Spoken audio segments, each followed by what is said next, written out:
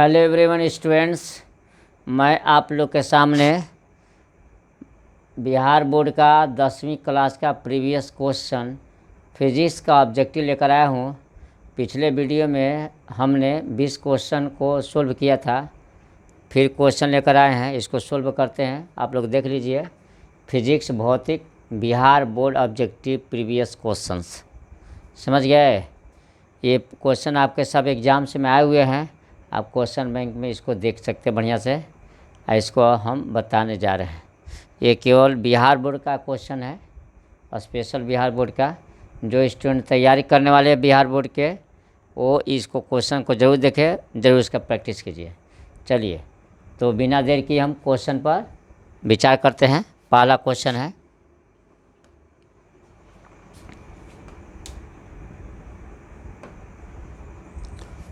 कि विद्युत धारा उत्पन्न करने की युक्ति को कहते हैं। विद्युत धारा उत्पन्न करने वाली युक्ति को हम लोग क्या कहते हैं? देखिए, युक्ति मतलब डिवाइस, यंत्र। विद्युत धारा किससे पैदा किया जाता है, क्वेश्चन ही है।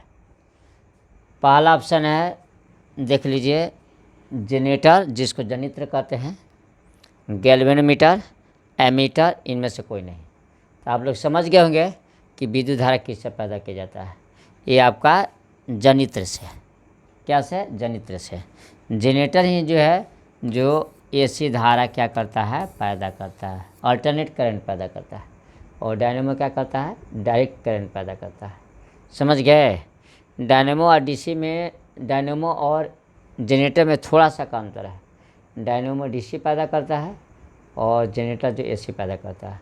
उसके केवल अंदर जो पीतल का जो वॉले होता है, उसके कंस्ट्रक्शन में थोड़ा सा का अंतर है। समझ गया? तो आपको याद हो गया कि विद्युत धारा उत्पन्न करने की युक्ति को हम लोग क्या कहते हैं, जनरेटर।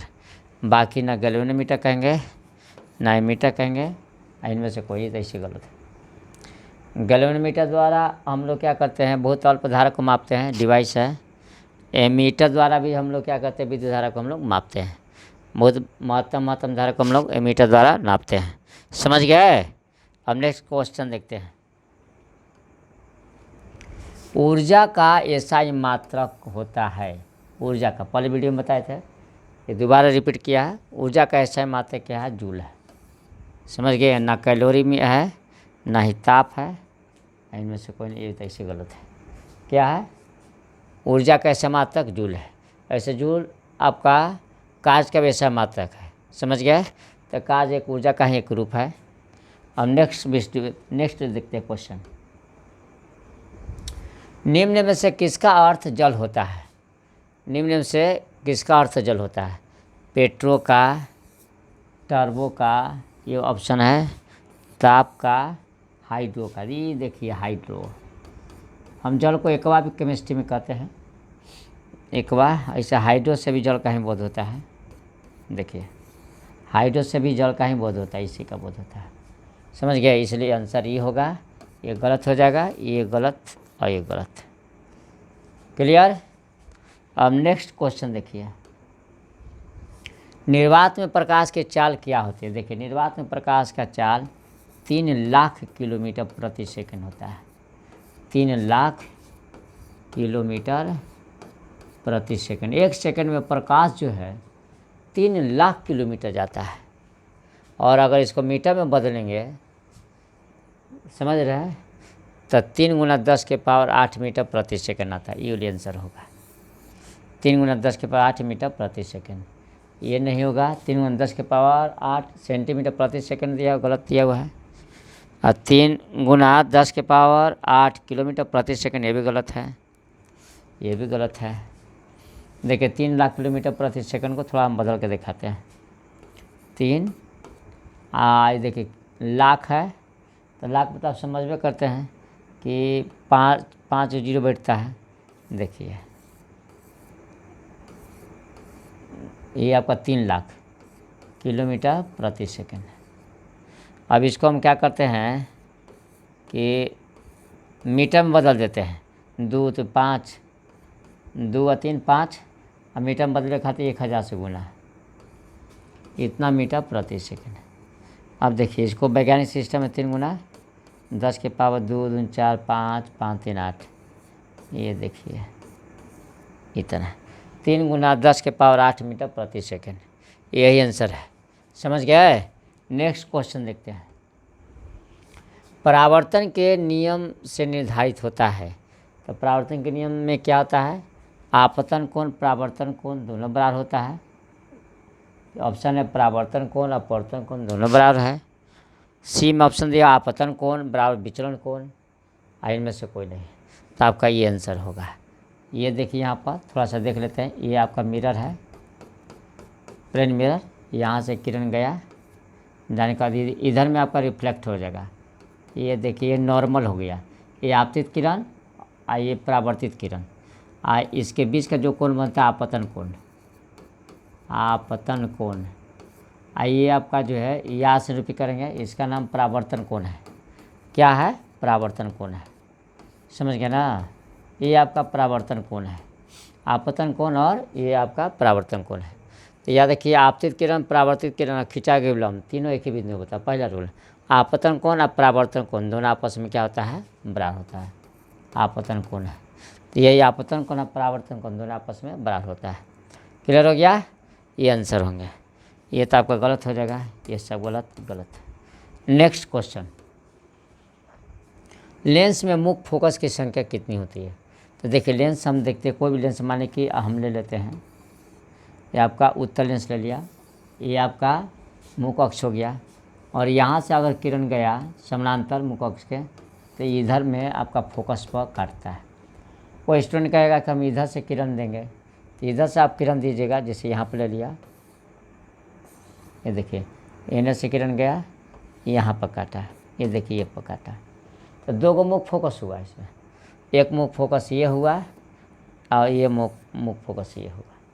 इधर से जाएगा लेफ्ट से तो राइट की ओर, और अगर राइट से जाएगा तो लेफ्ट की ओर मुख्य फोकस होता है। तो लेंस में कई मुख्य फोकस, दो को, ना ही एक होता है ना ही 3 होता है, इनमें से कोई नहीं, तो इसी गलत है। अब नेक्स्ट क्वेश्चन देखते हैं। वो ऐसा नहीं है कि मतलब कि ये आपका उत्तल लेंस में, अवतल लेंस में यही बात है। अवतल लेंस में देखिए दिखा देते हैं इसे, ये देखिए यहाँ से किरण गया, इस तरह गया, इसके पीछे के बढ़ाते, देखिए एक ये हो गया। कोई स्टूडेंट कहेगा कि हम इधर से किरण को देंगे, तो देखिए यहाँ से अगर किरण को देगा तो एने में जाएगा, तो इसको इधर में मिलेगा पीछे के, तो यहाँ पे एफ हो जाएगा। देखिए एगो इधर फोकस, एगो इधर आपका मुख्य फोकस हुआ। अवतल लेंस में एक उत्तल लेंस में हो गया। समझ गया है, तो हमेशा दो इसमें होता है। नेक्स्ट क्वेश्चन देखते हैं। ताप बढ़ने से चालक का प्रतिरोध, देखिए यहाँ पर ऑप्शन है बढ़ता है घटता है, बढ़ता है घटता नहीं है, इनमें से कोई नहीं। याद रखिए कोई भी चालक हो अगर हीट होता है तो उसमें विद्युत का फ्लो जो है ना धीमा पड़ जाता है। इसका मतलब है कि प्रतिरोध का मान क्या आता है, बढ़ जाता है, यानी रेजिस्टेंस का मान बढ़ जाता है। समझ, कोई भी तार हो वायर हो, देखते होंगे कि कोई भी डिवाइस अगर गर्म होता है तो उसको हम लोग बंद कर देते हैं थोड़े समय के लिए, ठंडा होने के लिए। क्यों? क्योंकि जो है उसमें विद्युत का प्रवाह रुक जाता है गर्म होने पर, और एक जगह जमा हो जाने के बाद जो है ना आपका शॉर्ट सर्किट लग सकते हैं, खला हो सकते हैं। ये कारण कि उसको ठंडा होने के लिए हम लोग छोड़ देते हैं और डिवाइस को बंद कर देते हैं। तो कोई भी चालक में अगर जो बच्चा जो है लाइन दे दिया जाए, इसका हीट बढ़ेगा तो विद्युत का प्रवाह रुक जाता है, कम हो जाता है। क्यों? क्योंकि प्रतिरोध बढ़ जाता है, चालक का प्रतिरोध बढ़ जाता है।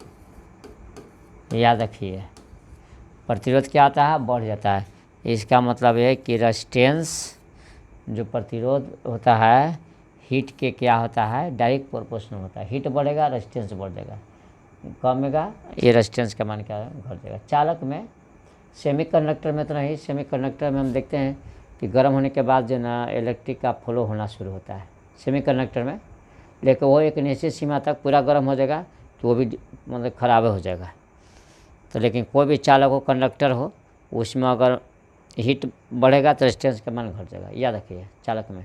सेमीकंडक्टर में उल्टा इसका होता है, हीट बढ़ता है तो समझिए कि रेजिस्टेंस का मान घट जाएगा और ज़्यादा इलेक्ट्रिक फ्लो होता है इसमें सेमीकंडक्टर में। लेकिन चालक का अलग बात है। अब देखते हैं इसमें कोई क्या होगा आंसर। देखिए बढ़ता है घटता है, बढ़ता घटता नहीं है, आपका ये होगा बढ़ेगा। समझ गए। नेक्स्ट क्वेश्चन देखते हैं। प्रकाश की किरणें गमन करती है, प्रकाश की किरणें गमन करती है सीधी रेखा में, टेढ़ी रेखा में, किसी भी दिशा में, इनमें से कोई नहीं। सीधी रेखा में ये क्या करते हैं कि पाइप ले लेते हैं और यहाँ पर आँख से हम लोग देखते हैं, एक मोमबत्ती को जला लेते हैं, देखिए यहाँ जल रहा है, तो ये इसको हम लोग स्पष्ट दिखाई देता है। लेकिन जैसे ही इस पाइप को हम लोग थोड़ा सा तिरछे कर देते हैं इस तरह, तो ये किरण जो है अंदर में नहीं जा पाती है और हम नहीं देख पाते। इससे स्पष्ट है कि किरणें क्या आती है, सीधी रेखा में गमन करती है। तो कौन रेखा में? सीधी रेखा में। नेक्स्ट क्वेश्चन देखिए। हजामत के लिए किस दर्पण का उपयोग किया जाता है? ये तो पिछले वीडियो में भी बताए थे, क्वेश्चन आया हुआ है, ये रिपीट किया हुआ है। तो हजामत में जो है अवतल दर्पण का हम लोग प्रयोग करते हैं। ये बता भी किए थे, अवतल दर्पण में कुर्सी को P और F के बीच में रखा जाता है। यहाँ से किरण गया और F से को गुजरता है। उसके बाद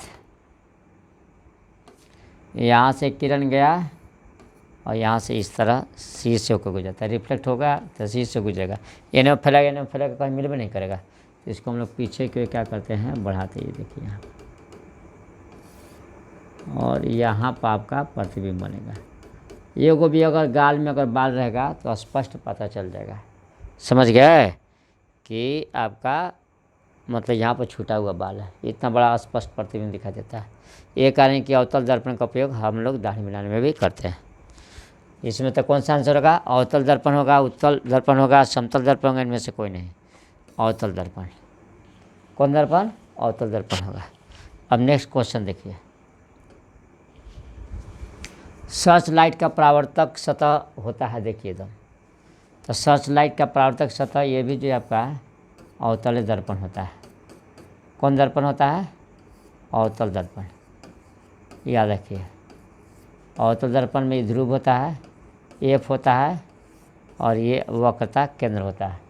ये मुख्य फोकस ध्रुव और ये वक्रता केंद्र होता है। तो सर्च लाइट का परावर्तक सतह क्या होता है? अवतल होता है, उत्तल नहीं, अवतल, समतल नहीं, इनमें से कोई नहीं, ये भी गलत है। तो कौन आंसर होगा? अवतल। समझ गए बच्चों? इसको बढ़िया से देखिए, ज़्यादा हार्ड क्वेश्चन नहीं आया हुआ था, इसको देखिए। और बैक वाला क्वेश्चन भी जो रिपीट करते रहता है, आप लोग के एग्ज़ाम के भी से बहुत ज़्यादा इम्पोर्टेंट है। इसको हमेशा देखिए, पढ़िए। तब तक के लिए मिलेंगे नेक्स्ट वीडियो में, तब तक के लिए बाय।